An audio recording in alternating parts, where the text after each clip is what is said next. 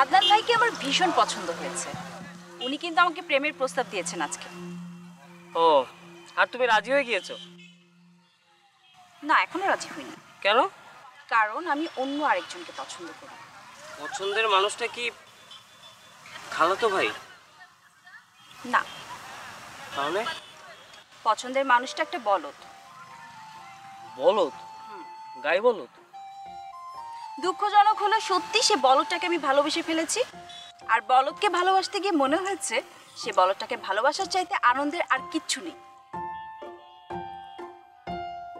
তো সেই সৌভাগ্যবান বলদটার নাম কি আমি জানতে পারি?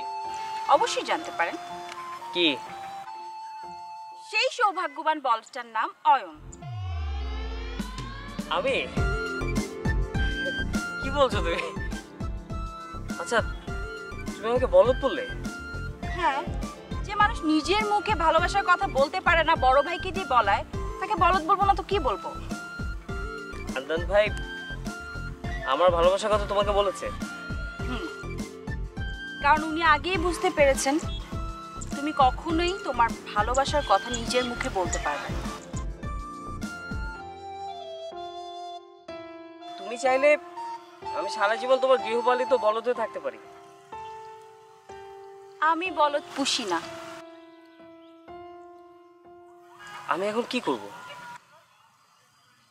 100 বার কান ধরে উদ্বাস করবা আর বলবা আমি তোমাকে ভালোবাসি। শোনো, আমি তোমাকে ভালোবাসি। আমাকে না।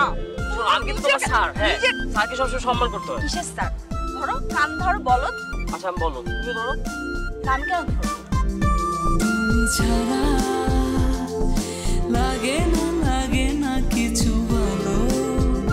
তুমি ছাড়া সব কিছু লাগে এলোমেলো।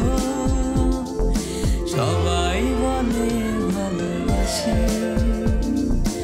আমি বলি আমি একটু বেশি। সবাই বলে ভালোবাসি, আমি বলি আমি একটু বেশি। তুমি ছাড়া লাগে না কিছু ভালো।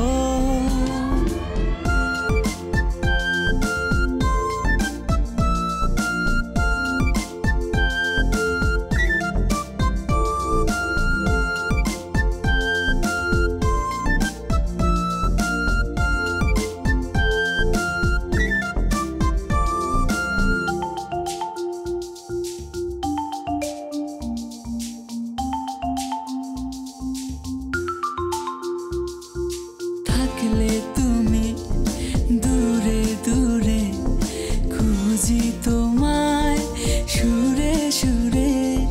হঠাৎ করে সামনে এলে আঁকড়ে ধরি ভালোবেসে।